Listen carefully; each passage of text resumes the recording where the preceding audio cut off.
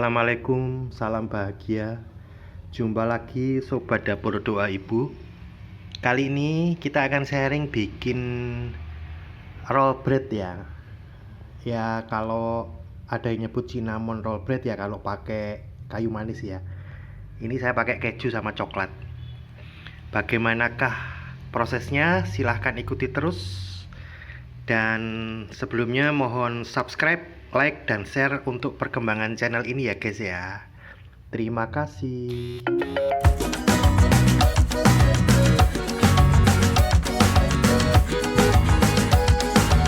Ini bahan-bahan yang kita gunakan.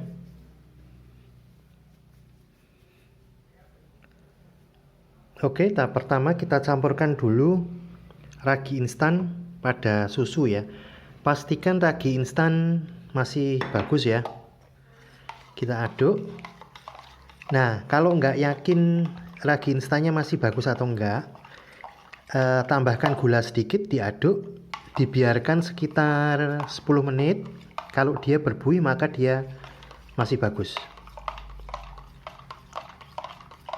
Nah, oke, kita sisihkan dulu. Selanjutnya akan kita uleni tepung terigu, gula pasir, dan kuning telur ya. Tepung terigunya boleh pakai tepung terigu serbaguna atau pakai protein tinggi ya, tepung terigu protein tinggi. Kita uleni, boleh pakai mixer yang kuat yang pemutarnya spiral itu, atau pakai tangan ya. Kalau pakai tangan, cuci bersih dulu tangannya. Kemudian kita masukkan susu yang sudah kita campur ragi tadi pelan-pelan. Masukkannya jangan sekaligus ya, karena penggunaan air itu nggak saklek ya, cairannya nggak saklek ya, itu tergantung kelembapan udara, tergantung kelembapan tepung.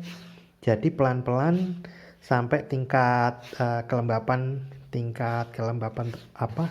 adonan yang diinginkan. Pelan-pelan masukkannya, kita uleni sampai setengah kalis. Oke, udah setengah kalis begini, kita masukkan margarin dan garam. Kita uleni kembali sampai benar-benar kalis ya, kalis elastis ya. Nguleninya berarti kayak mencuci baju begini ya. Nah, oke, uleni sampai benar-benar kalis. Nah, ini adonan setelah saya uleni sekitar setengah jam ya. Jadi penanda sederhana, adonan udah nggak lengket di wadah, udah nggak lengket di tangan ya. Nah, nguleninya seperti kita nyuci baju seperti ini, atau sekali-kali dibanting begini boleh ya. Memang pertama-tama dia akan lengket di tangan ya, tapi lama-lama dia akan nggak lengket. Jadi sekali lagi penanda sederhananya, dia nggak lengket di wadah, nggak lengket di tangan, dan kalau ditarik dia nggak robek. Nah, perhatikan nguleninya ya, seperti nyuci baju seperti ini ya. Oke, selanjutnya adonan ini akan kita resting, kita diamkan. Kita proofing sekitar 1 jam sambil ditutup plastik ya, atau ditutup loyang seperti ini. Ini adonan yang sudah kita proofing, kita diamkan sekitar 1 jam ya. Oke, kemudian kita keluarkan, kita taruh di, siapkan alas plastik atau silikon gitu ya. Ini plastik ya. Nah, ini plastik kita taruh, kemudian siapkan rolling pin untuk meratakan ya. Bisa pakai botol bekas seperti ini, kalau ada rolling pin kayu nggak apa-apa. Kemudian pemotong adonan dari plastik ini ya, kalau nggak ada bisa pakai pisau. Kita rolling adonan ini, akan kita rapikan dulu ya, kita rounding dulu ya. Nah, gini, tarik ke belakang gini. Nah, kita rounding biar rapi dan bulat ya. Begini, lalu kita ratakan pakai alat untuk rounding ini ya. Kita ratakan sampai dia lebar. Kalau udah rata gini, udah berbentuk persegi panjang begini, selanjutnya akan kita potong memanjang ya. Jadi kita pakai penggaris begini, kita potong menjadi beberapa bagian nanti. Oke, setelah kita potong begini menjadi beberapa bagian, ini jadi 5 ya, yang satu kecil ya. Siapkan isian. Ini saya pakai keju campur coklat. Isian bebas ya, bisa pakai selai, bisa pakai kacang sama bubuk kayu manis, terserah. Ini saya pakai coklat batang saya parut dan keju saya parut. Nanti kita taruh di sini. Siapkan juga loyang yang sudah kita olesin tipis margarin ya. Loyang terserah bentuknya, bisa bulat, bisa kotak. Nah, kemudian ini akan kita taburkan di sini dan kemudian nanti kita gulung. Kita taruh di atasnya, kita taburkan ini kemudian kita gulung.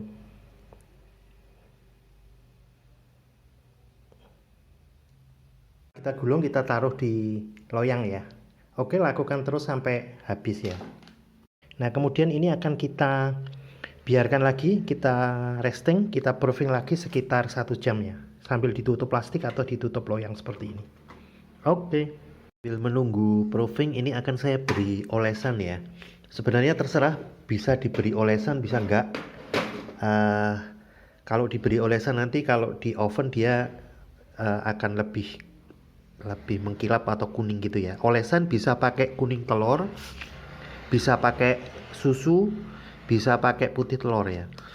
Kalau putih telur tuh kesannya mengkilat aja. Kalau kuning telur dia nanti akan ada kuning gitu, lebih kuningnya.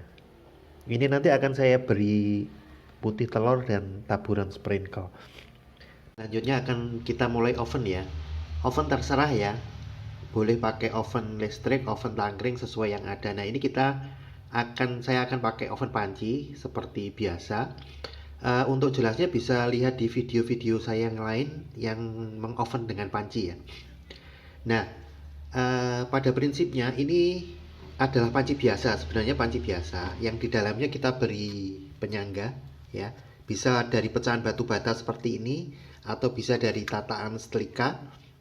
Fungsinya agar loyang roti ini, nah yang akan kita oven itu tidak nempel dasar panci. Jadi loyang ini nggak boleh kena panas langsung, nggak boleh nempel dasar panci, nggak boleh nempel dinding panci. Jadi kita taruh di atas pecahan batu bata itu ya, dia kan nggak nempel dasar panci ya, dan kita pastikan dia juga nggak nempel dinding panci. Nah, nggak nempel ya. Kemudian kita tutup, kita oven dengan api sedang, jangan terlalu besar ya. Kita oven sekitar 35 menit ya. Waktu oven relatif ya, tergantung jenis oven masing-masing. Kalau pakai oven listrik atau oven tangkring kan ada kacanya, bisa dipantau ya tingkat kematangan. Kalau pakai panci begini, tutup boleh dibuka tapi jangan terlalu sering ya. Oke, kalau kurang jelas silahkan lihat di video yang lain yang mengoven dengan panci. Ini setelah tadi waktunya saya tambahi 10 menit jadi total 45 menit ya.